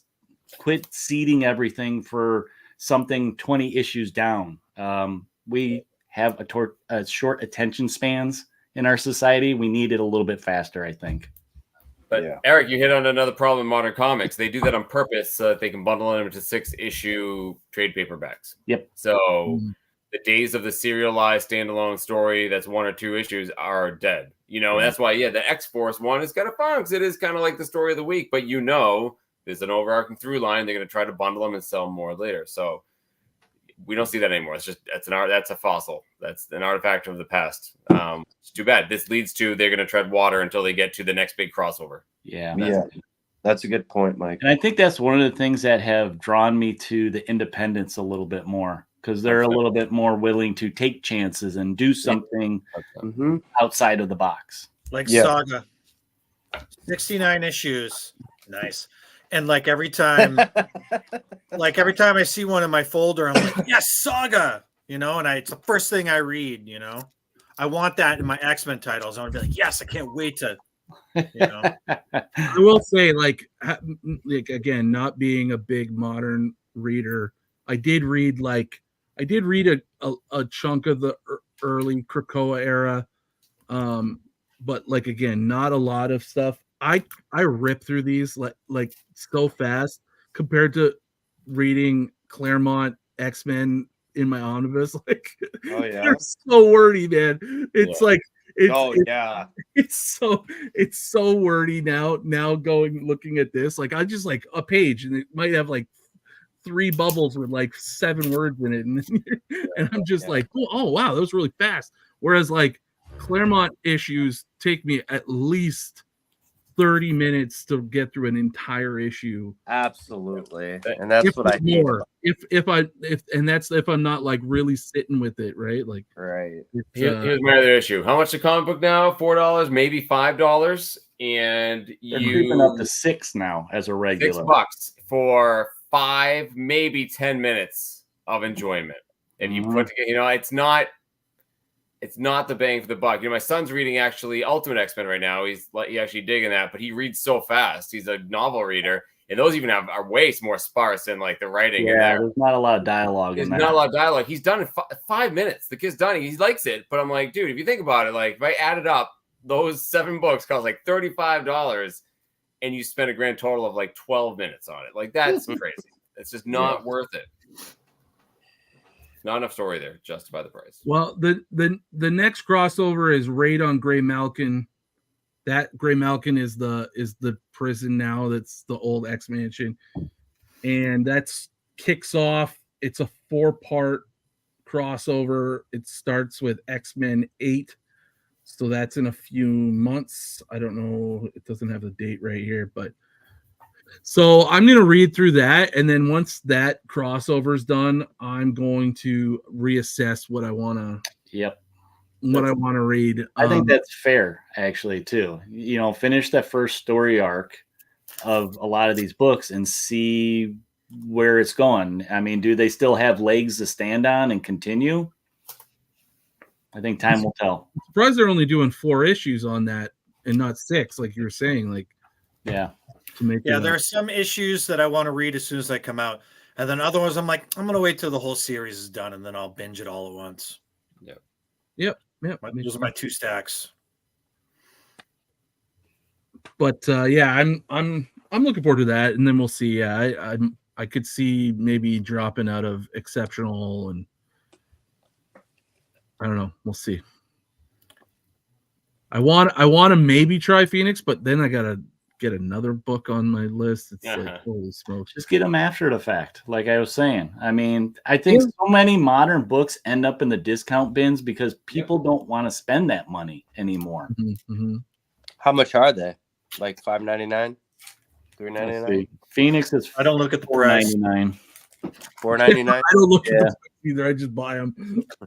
So that's actually on one of the lower ends for a lot of these books. They're five US, which means it's like $6.50 Canadian or something like that. But Josh, like we see it at like our LCS and stuff. Like, there's so many back issues. Then we have some friends who will pick up like the whole run's right there. They get them for like $0.25 a piece for resale, whatever. You just gotta wait if you can wait and have the patience. Stuff like this where we talk about it live. It's the same reason why a series on Netflix that drops all at once you can binge. You don't get that week to week. Ooh, what's gonna happen? The hype that they like to gain. But again, I think because people's attention spans, Eric, get worse as like where you live in an instant gratification type of world nowadays. Yeah, you can wait, I guess, but I'd rather just read them all at once for cheap, right on the cheap. So and I know this isn't X-Men, but like, you read about Days of Future Past. Hell yeah, Pam. I feel like that with TV, like that's my thing. Like, I'd rather it's excruciating, but like I like to binge something, right? So like right now. Penguin, I'm just gonna wait until to binge Penguin straight through and not do this week to week thing. Well, I was reading about the new Lord of the Rings series, right? And everyone's like, "Oh, it's so boring and slow," and I was like, "Oh, I love Lord of the Rings. I'll give it a shot." I loved how slow it was. You get to build characters, and that's what we forget. That back in the day, you used to take things slow to build character development, and everything's so fast now. There's no room for character development. That's where good writing is so key. But it's a balance, right? Like you don't want to make it drag out too long, but you also don't want it to you don't want it to be too long either, right? Like that's why X-Men 97 was so good, because it was like so much coming at you, but it was so well written, and so like every word had weight to it, you know. You didn't really have to build those characters up as much, right? Like they do exist. I mean, I guess if you're a brand new person, you don't have that back history, but for anybody who watched the original series or just like in general knows those characters, they know a lot of back stories. All right. Well, any other thoughts before we pivot to some Let's open some packs. Open some packs. Get some packs. Pop some packs. So I actually, before we get into the actual pack break, I want to say one. I'm gonna do a giveaway tonight. 2 giveaways. I got 3. These 3 are definitely gonna be in the. Here, I'll make myself big here. So these 3, these are all going to be in the giveaway. Some Rob Liefeld covers. And then I'll throw in the pack, the empty pack. And then I have 3 more to open tonight. And my thing is, I just really want the foils. So if I get foils, I'm going to keep them. If I don't, I'm going to give them to you guys. I'm going to do 2 giveaways. So I will split it up as evenly as I can, and then we'll do that giveaway tonight.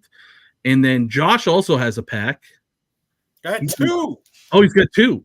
Yeah. Josh is also going to open some packs as well. Now, this is kind of a controversial product. A lot of people, think this was just pure whatnot, FOMO, greed, at its highest. I don't disagree. I think it was definitely very FOMO based and gimmicky. Although at the same time, I do think it's a fun idea. The idea of comics in packs. It's, if you grew up in any kind of trading card collecting, breaking open a pack was very satisfying. So like, I like the thought behind it. I didn't love that people were going on with foaming at the mouth on whatnot and buying these for $200 plus, like absolute, like, and in rooms of like 800, 600 people, like just absolute craziness.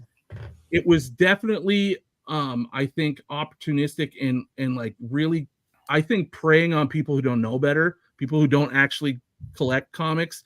They probably follow Marvel on Instagram and whatever, and then they see this thing coming out and they're like, that's really cool. I loved X-Men 97. I'm gonna get this collector's edition thing, and then they spend money that just Beanie Babies all over again. I will happily say that Josh and I both went in and sniped like the lowest possible deals on whatnot for these packs. I'm talking 50, 60, maybe even less. For Josh might have got one under 50. I don't know if you, yeah. So I didn't spend over $63 on any of these, and I mostly did it just to have fun on the stream tonight and to give some of these away. Again, I thought it was a fun idea. I did want to get into it, but I wasn't going to go stupid and spend $200 on one of these things. It's That's insane. Craziness, insanity. So I do not condone that. I do not support that, but this is going to be a fun thing to do for the council and for the stream. So that's my spiel about these packs. Just kind of covering people who might say that I'm promoting this awful behavior. I'm sort of promoting this awful behavior. We're a Josh, bunch any of thoughts? dum-dums. Yeah, we are a bunch of dum-dums. But hey, we're dum-dums with a heart, right? Yeah. Yeah. You're at You least guys giving did it them with away. a different purpose in This is mind. for entertainment value Yeah. and for you guys. So what are you supposed to get out of these? Let's run that down real quick. I see Travis is in the chat. He could probably give us the best answer on this. Essentially, there's some rarer books. There's foil books, which are the most rare, like gold is the most rare, silver. You're pulling me up, Ryan. Look at that. Hold on. There, yeah, it's on the back. That's right. Oh, you can't really see it, but like these different varieties. Okay, so Travis, they all have the trade dress. They had the virgin covers, and then there's like silver foils, gold foils, and then very rare are the gold foil autographed ones. Ooh, yeah. So there's some collectible comics in here. Some stuff worth putting in your collection.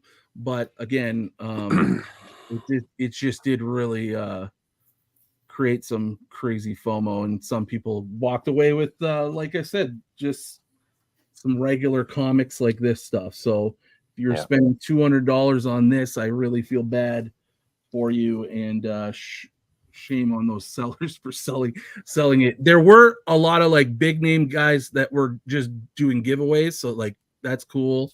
But yeah, there were definitely some opportunist sellers on there, like starting at like 150, 200, and it's like, come on, like. I mean, from a marketing perspective, it's brilliant. Marvel and whatnot look at all the people who love opening packs, and like Wizards of the Coast has perfected this. Like Friday night drafts, like popping packs and then playing, like was the greatest thing ever. Hell yeah. And still is. I haven't played Magic in a long time, but I'm sure I'll come back around eventually. Awesome.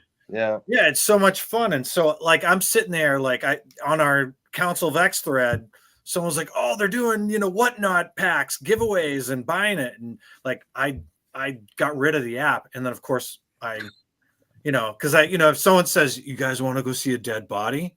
Of course I want to go see a dead body. So I re-downloaded the app and watched it. And I was like, these dummies spending $200. And then I'm like, ooh, $50? I'm a dummy right now.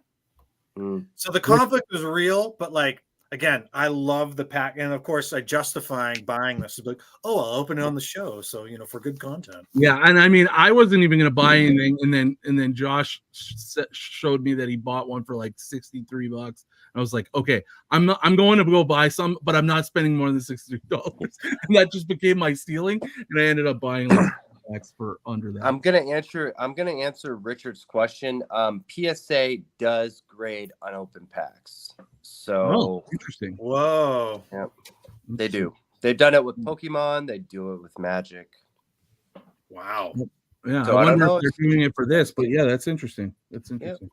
But I'm interested if we're going to open these up, what the condition is they're going to be, because I watched a lot of those live opens and the books were just trashed. That's what I heard was the big complaint, was that they were getting banged up and dinged up. But you know what? This is the first time they've done that. So is there any type of board in there, or is it literally just 3 comics and a soft plastic? Yeah, I mean, that's just silly. Yeah, no, there's no board. I will say the people who shipped mine put each pack in a bag and board, so they shipped them well. And the one guy that opened one of the packs I bought, which was these books, he bagged and boarded each one. And so responsible sellers that I came across. But yeah, I could definitely see that some people got some banged up copies. It's just, if they're loose in a pack and shipped like that, then it could definitely happen. These books all look to be in pretty good shape. The ones that are open here. Well, forgive me, but is it the same book 3 times? No. There's I don't know. I think it's all number 1s, but different variants of it. Right. Same, but There's it's four. the same So book, right? there's four different covers, like art wise, but then there's regular trade dress ones. There's virgin covers, and then there's a silver foil, and then a gold foil, and then a gold signature Right. foil. No, but it's the same comic book on the inside, right? Yes. All Yes. three. So you get 3 copies of the same book. Yes. Yeah. So they're collector. I think Travis said there's 24 versions of the comics. Of all the combos and stuff, yeah. Yeah. Like, But like, I would this. rather than see like do a 3-part storyline, like have 3 different books, or Yeah. you know, like by doing it the same book is clearly this is a collector item. Yeah. But I mean, I guess. Yeah. I mean, I guess they can do it as they get released in the future. Yeah. I feel like a rat in a maze, and like I could look up and see the scientist looking down at me and being like, "Let's put this in there with him and see what happens." And I'm just like, I can't do anything about it. All right, so I'm gonna throw this out. Hashtag X-Men 97 to enter the draw, and then let's start breaking some packs. Josh, would you like to kick us off? Yeah, so I'm gonna record here so I can put it on my Instagram. Yeah, man. Sasquatch Comics with an X on your Instagram if you're not already. I'm gonna pre-open these just so that we're not fumbling around. I'm gonna. That was my pop in my claws. Here we go. All right, we're opening a pack. Let's try and do this without cutting my fingers off or the books inside. Like, this gives me a little anxiety. Oh boy. Let's see what we got.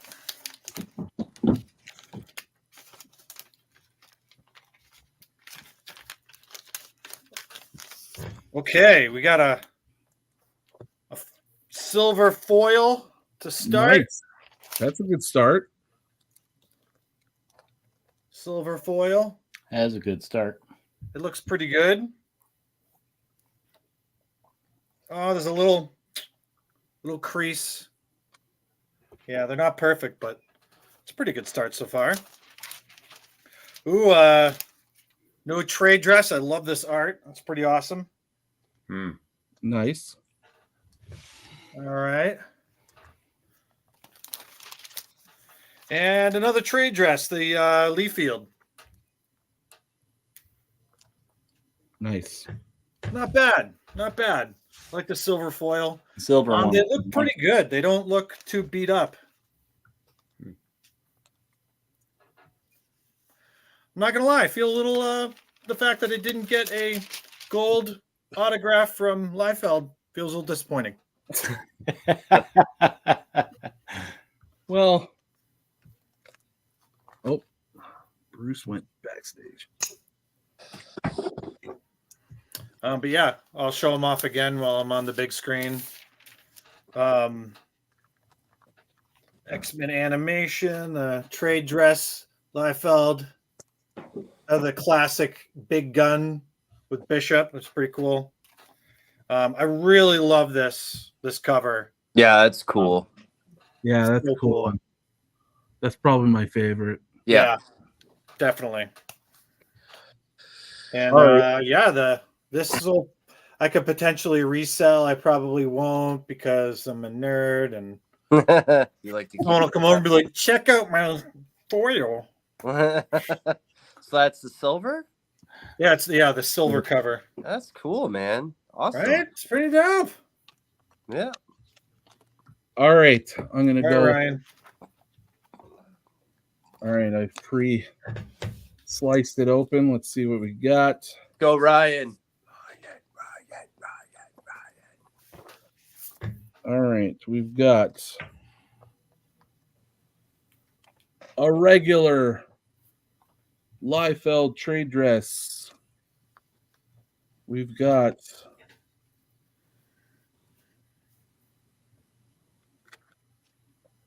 that beautiful virgin. Oh, cool. Ooh, nice. Cool. And we've got One more. Hold on. I don't believe it's. Oh. We got a silver. Nice. Foil. Nice. Good start. It is a good start. Yeah.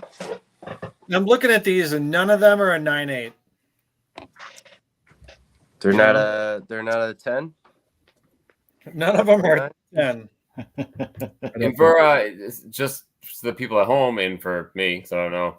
What are these going for? Like right now, like if you were to buy like, silver or gold, like what are they?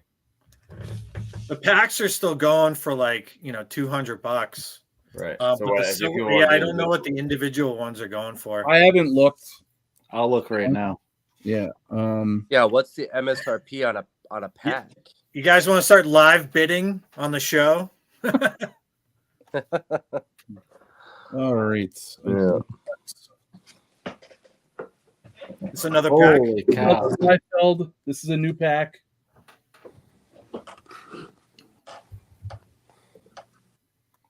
I got. Oh, look. It's literally the same. So I'm seeing signed books for over 300, gold life fields going over 200. Just one book.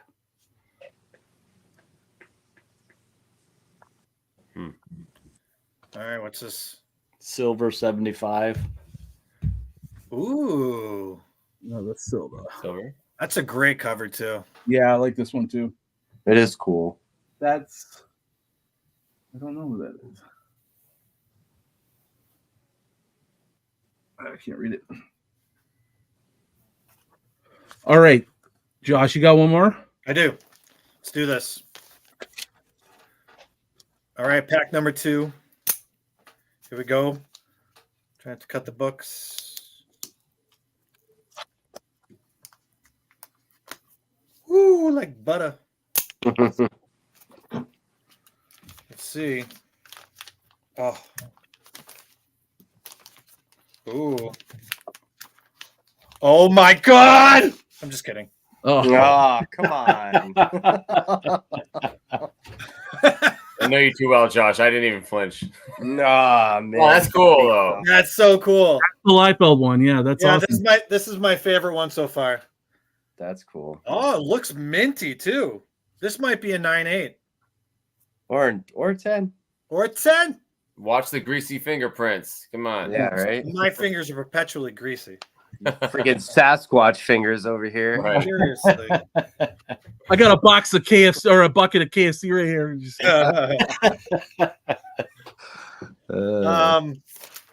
Trade dress. that seems Pretty nice. The most common one. Yeah, it's the most common one. And no trade dress, kind of like trippy background. That's cool though. Yeah. That's a cool one. So cool. But this silver one's so dope. Look at that. My sticky fingers all over it. My sticky fingers. That is cool though, yeah. If you stare at it long enough, Josh, you'll look like you're part of the team. Oh man. This is the only team I want to be on. Oh, I'm gonna sell this. Who wants to buy this for $10? Just the pack. The empty pack, $10. $10. It's history. Hashtag FOMO is real. Right. Oh. All right. Bruce, I'm gonna get this graded. Yeah, do it, dude. Another one of these virgins. Nice. Cool. Are you open up your last pack? Yep, this is my last one. Okay. 2 more to go. I'm looking at them from the back, so I don't even know what they are. All right. Oh, I don't know if I got this one yet. So, boom.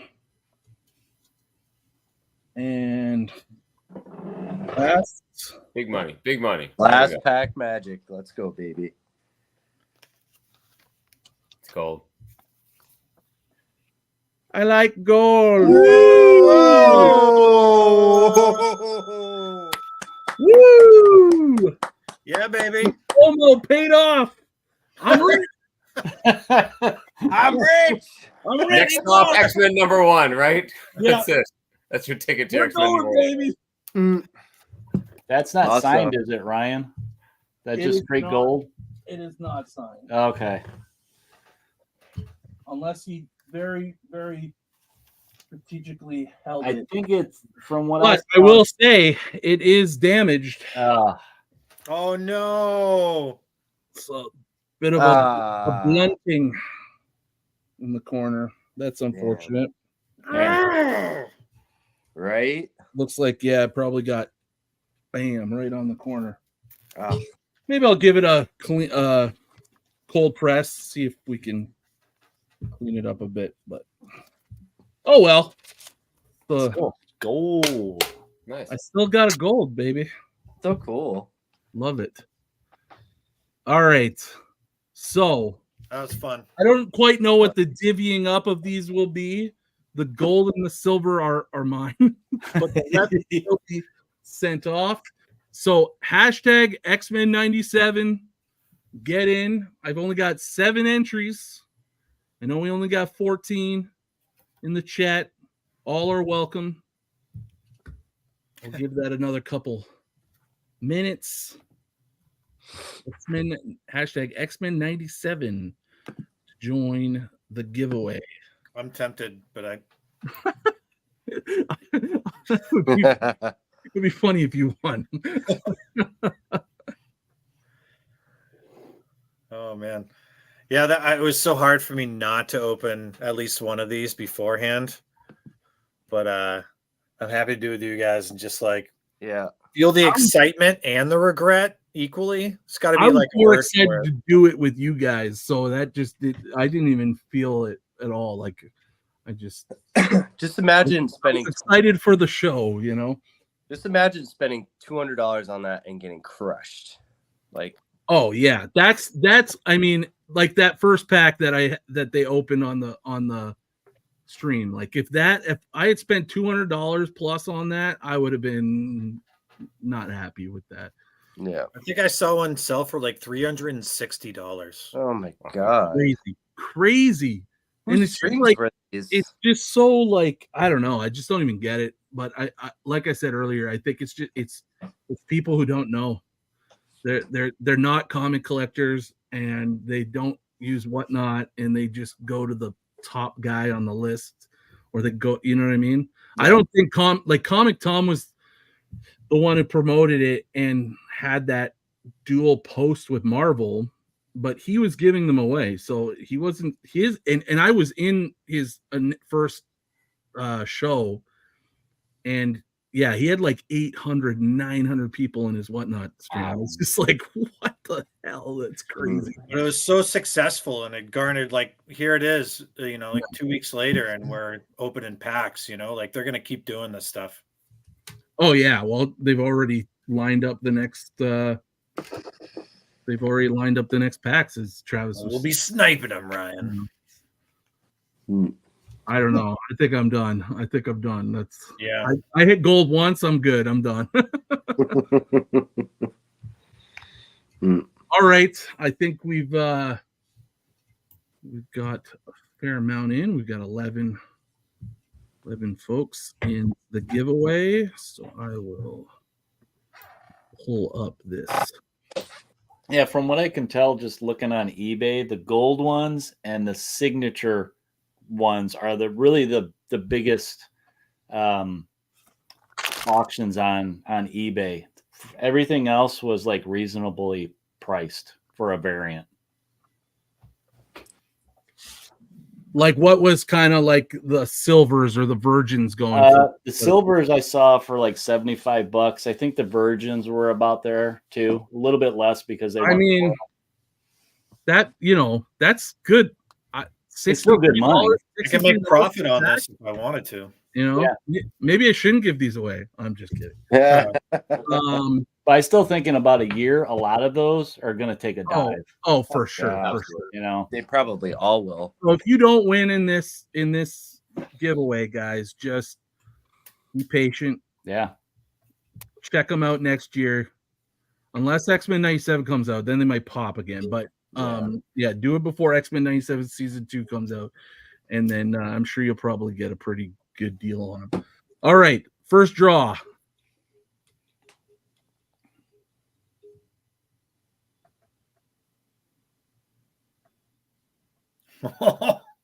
Christopher Parker, my buddy. Hello. Nice, Chris. Congratulations. Sweet. Chris. You may have won this time, but the Bills will never win. Chris. Bills won Really something. happy it went to Christopher. He's a loyal watcher and viewer of my channel and of the council and Everybody. Yeah, Christopher. everybody. So congratulations. Yeah.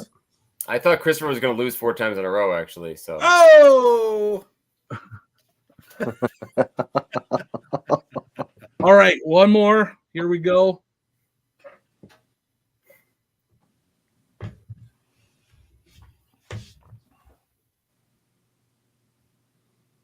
Whoa! All right. The doctor. Nice. Another Nice. Good get. awesome member of the community, supports everyone. Congratulations, Dr. Plagueis. That's awesome. All right, so guys, you guys can hit me up on IG. Trying to find how to stop sharing this thing. There we go. Yeah, hit me up on IG and give me your shipping info, and I'll get that stuff out to you guys this week. And I'll shoot you a picture of the ones I'm sending you so you know what you're getting. And yeah, so that was a fun night, guys. Any last parting thoughts or, you know, channel updates, plugs, whatever? Take the floor, Eric. All right. Plugs. Well, this weekend I have my Sunday Show Off live show on Sunday. Bruce was a guest last month. This month I got a new lineup of some guests. Richard, who's in the chat, is one of them. I'm not invited back. And it's basically it's a show where I started. It gives bringing some guests. We actually played a game last time, which was a lot of fun, and we show off books that, as content creators, some of us just don't get a chance to show off. And it's a chance to get to know some of the other community members. And then after that, I hopefully am filming this weekend for my tag video that somebody in, Mike tagged me in a show us your, what was it, your comic den, your nerd cave Room tour. So that's coming up soon. And other than that, just same old shenanigans for me. Whoa. Hey, can you find the comic guy? He's here. I just saw him Popping in. Well, What's up, Bruce, guys? I just remembered you wanted to show some books, didn't you? I'm like wrapping up the show, and you wanted to show some books. I could show some books. I brought them I down. mean, I'm not in a rush. We could take a look at some books. I have a book to show. Okay. He does. My next one book, we don't want to see it. It can't be that good. I'll take a look at it. I don't know. I don't care. I want to see it too. Yeah. But yeah, let's. Bruce, since you've been hanging in all night, I'm sorry I almost ended the show without. Oh, you're good, showing dude. your Don't book. worry about it. Bruce wanted to show off something. What the heck just happened here? Okay. So I haven't bought much books since Terrificon, but I did pick this one up from Dan. Chaos Nice. in Canada, baby. So Yeah, baby. Anxious to Hey, get Sasquatch is hiding out on the side there. What? I said Sasquatch is hiding out on the side of the book Oh, there. yeah, you're right. Oh, Yeah. Now, is that Yeah, the first yeah. full or first cameo of Alpha? cameo. It's Right? called a cameo, but think they that's a are all cameo. throughout that book. 100% Oh, yeah. full. It's a horrible distinction. It's full. and the community has spoken on it. That is the value book, even despite the fact that it's been designated a cameo. So, I mean, you got Wolverine getting pounded on by Sasquatch, right? You've got yeah. I love pounding out Wolverine. You'll count on Wolverine. I knew it was gonna go there. Hey, low hanging Of fruit. course. I have no control over myself. Love it. I love it. It's a beautiful book. Dan hooked me up with a really good deal. I still have to pay him for it. I'm sorry, Dan. Boy, Dan. Hey, But I'm Dan. gonna. Many copies. Yeah, he won't miss it. Nah.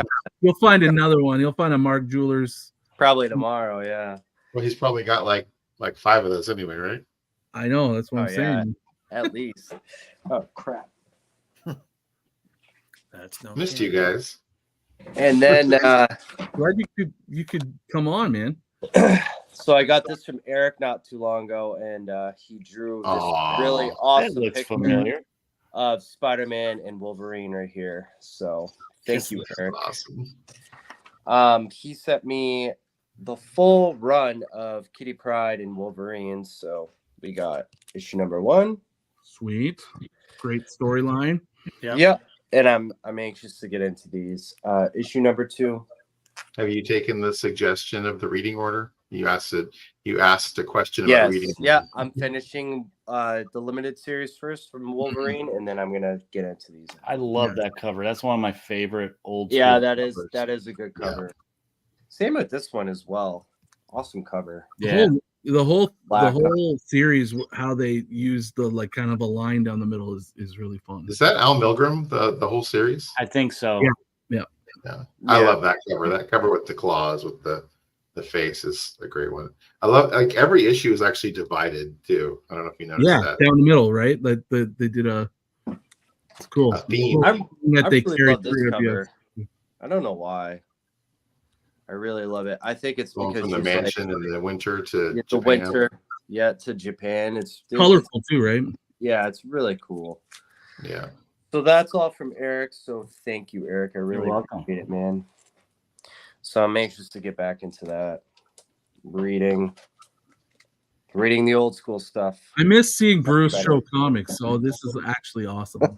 I know, man. I'm sorry. No, you're good, man. That's all I You're got, though.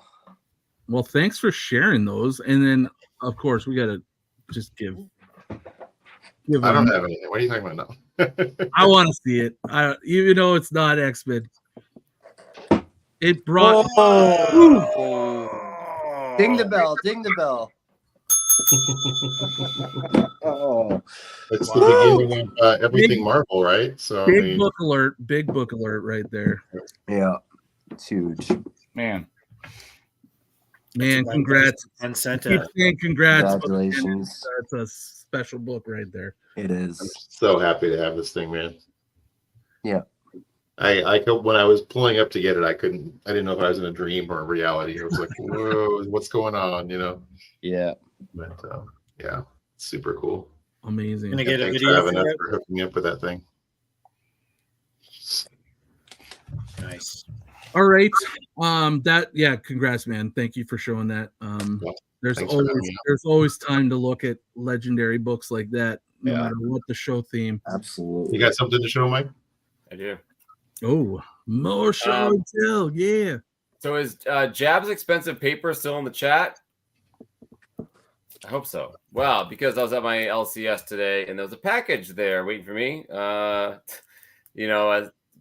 Forward to Lunch Money Comics, and he had reached out to me. They started a channel recently. If you guys haven't checked it out, it's a new channel. And I think a couple other people gave them some feedback as well.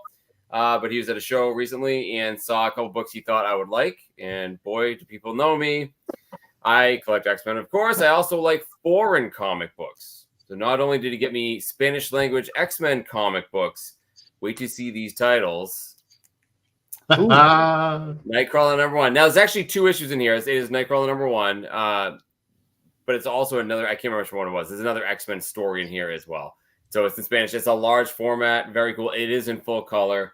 And then the other one is Life, Death Part 1, or Muerte Viva. Oh, that's cool. The Story de Amor, a story of love. So again, 2 stories here. So if he's on there, I saw him pop up. I just want to say thank you so much. I mean, certainly no one has to do that, but I'm happy to have these. Also, fantastic card, which it looks like a kid, Colleen, whoever that is, did this card, this nice card to go with it, and wow. decorated it herself. Very nice. So I thought that was pretty. That was pretty sweet. Super cool. And while I have my thing, yeah. So this past Monday's video, I was out in Portland. I hung out with Bigby. I hung out with Travis from Comics Limited. Other people, Dr. Plagueis, who won something earlier. Really great guys. And Monday's video is going to be my last day in Portland, where me and Brian drove around Portland looking at comic book places, and we visited the home of another person in our community. And it was pretty awesome. Damn.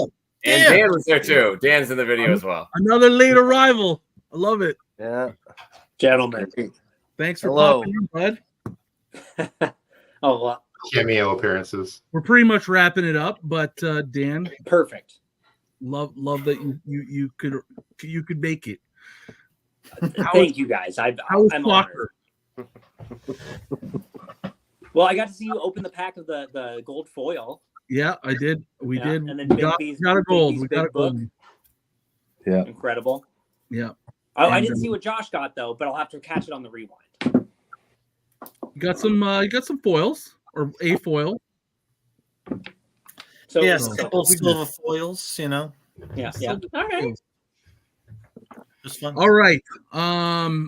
We'll continue with the whole channel updates. Mike, why don't you let us know? I guess you kind of just told us some stuff, but Well, yeah. So Monday is the follow up of the Portland one. I did want to point out I also did recently my basement tour. I got tagged in, and I did tag Eric. So he's working on his. I did see that still only 35 cents. So I also tagged just posted his video. So I'm excited to see what he has. And then John Comics with Kids. I'm not sure if he's working on it, but he was also tagged. So keep an eye open for all those guys. And Eric, I joked when I tagged you, I don't know how you always have things. Like we say something, you conjure it. I swear you have like a magical hat and you pull it out. It's unbelievable. So I want to see how you organize things because I don't know how you do that. It's crazy. Yeah. I couldn't even find a bag of board like without taking a 10-minute journey around my room. So I can't wait to see your room. Did somebody say Juggernaut? I have this new Coca-Cola bottle with Juggernaut on it. Exactly. Josh, what's going on? Any shows? Any selling opportunities? You know, I think X-Men 97 comics up for sale now. Yeah, right. I know, right? No, I got my booths. You know, it's slow money for me when it comes to having the hobby pay for itself. And I think as far as selling at shows, I'm going to take a step back for a little bit. I haven't really been buying collections. You know, again, if something amazing comes along, I'll jump on it. But you know, I'm one of the few guys on here that doesn't have like a YouTube show. But I feel a little sad that nobody's said, "Hey, Josh, you're tagged for your room tour," because my room is fucking weird. So if you guys want some like funny, uncomfortable moments, we want yeah. No, we like that. We like I know. Who doesn't? Do it anyways. Who doesn't like to watch other people and then break out in a cold sweat? No, I got, you know, I think I'm taking I'm fine tuning my collection. I want to, you know, start weaving in my hair cutting into my Instagram stuff. And do some more comedic things with the kids for content and things like that. So, yeah, just looking forward to, and like, if anybody you know, needs an extra person on a show, like a live stream show, there's a good chance I can't do it. But the invites always feel good. But really, I'm just happy to be here and talk this stuff. This pack opening was pretty fun, and just love hanging with you guys and like, you know, being like, go to bed so I can go talk nerdy. Well, we love getting together and we love having you on, Josh. So keep coming. And Josh, you don't have to be tagged to do that room tour. You can just do it. Right. You have to find a way to sneak it on Instagram or something. Just be like, tag, you're it. I'm just gonna go about it and be like, your weird stuff. Yeah, I'm like, everybody tagged me, and I'll just name everybody. The council tagged you. The council tagged you. And by the way, weird stuff, man. I showed 2 real human skulls, man. I don't want to hear the weird stuff. Yeah, dude. Yeah, nothing. Your room tour was its own subgenre of room tours. Yeah. So I've seen everything. If you can out weird that, then I really do want to watch your video. No. Well, maybe. Who knows? Just invite me over, man. I'm on my way. Yeah. Bruce, what's going on? I know you just started a new IB account. So Ryan designed my logo. So there it is right there. Oh, dope. So if anybody needs a logo made, Ryan is your boy right here. He did a fantastic job with this. Hold on. It says turtle sewer toys. Hold on, let me get the whiter one right here. Yeah, it's just It's turtle what toys? Sorry. Turtle sewer toys. Yep. So I started another Instagram page. I actually got rid of my personal one because I wasn't using it. So now I'm just down to 2, thank God. So I have my comic one and I have my toy one. That's all I really need. I'm not denouncing comics. I'm not buying comics anymore. It's just been greatly reduced. I think I'm just gonna stick to buying X-Men and Spider-Man. I think that's what I really like. So I still got a long way to go, and the hunt is always better than, just buying everything in crazy amounts. Yeah, your whole life ahead of you. You can collect. Yeah. Yeah, I don't. The future, Eric seems to be doing that pretty well. What are you talking about? What? Yeah, but the toy page is going good though. I've gotten a lot of follows recently, so that's been cool. Some of you guys as well, so thank you for that. It's just been fun to kind of start something fresh and meet different people, which is cool. I got this whole different group that I talk to now, and they're way better than you guys. So. Oh man. Cheating. Dang. I'm just kidding. Judas. Bruce is no longer with us. He's off the team. I kid. Brian, Bigby, what's going on? I've been doing a lot of selling and trying to get money together for that thing that we just showed, and I've got a couple other irons in the fire for some big stuff, so I'm trying to get more money together and get the money together to get that thing graded. That's going to be a push here real quick. So I've been trying to do a lot of contacting people here and there who said, hey, you have a thing that I want. So I let a lot of that stuff slide sometimes, and then I'm like, oh geez, there was an opportunity there. So trying to follow up with that kind of stuff. And then one of my big focuses lately has been the whole thing with Jen from Comics Will Break Your Heart. So I just did the the most important video I've ever made thing. So I encourage anybody who watches that, any YouTuber, any Instagram person, if you could just either just forward that into your story, or Richard just downloaded it and put new audio over it and put it on his channel. I mean, it's a minute and 30 seconds. I mean, that would be awesome just to get more eyes on that and just give more attention to her situation. So so that's what's been going on. Check out Bigby's channel for that video. Bigby McFly, the comic guy. You can also go to Comics with Bueller or John's Comics with Kids. They've all done videos titled The Most Important Video I've Ever Done, and you can get all the detail and the links to help Jennifer from Comics Will Break Your Heart, who's battling right now and needs support. So check out those channels and get the links there. The support's been good, but there's more needed. So one other thing I'm doing is the Heroes for Heroes thing coming up here for Veterans Day. So we're going to be doing a fundraiser for our veterans to try to help with mental health care for our veterans. So we do that every year on Veterans Day. So we're getting all kinds of really cool donations, books and art, original art from major artists and all kinds of stuff. So we'll have a big auction coming up here where you can get great deals on really cool stuff that helps people when you buy it. So awesome. Yeah, so check out again Bigby for Heroes, and then Bronze Age Nerd is a big part pushing that. So those are the guys to talk to about Heroes for Heroes. Or Heroes for Heroes Comics on Instagram. Or that. And then finally, Dan, what's going on in Dan's X-Men Comics world? You selling some stuff? You buying some stuff? What's going on? MJ. I've been buying a lot of stuff. MJ's. MJ's yeah. for days. Nah, nothing worth talking about. I bought a lot of stuff, and I bought I got another Mark Jewelers. I got a Jubilee. Got a Jubilee Oh, Mark nice. Jewelers. It looks really good. I haven't seen it yet though, like in person, right? I just got it yesterday. I mean, ordered it. So we'll see how it comes through. But man, maybe a perfect book. Maybe a perfect book. Oh, shit. I don't know. Really? I Okay. gotta see it first, right? But As always.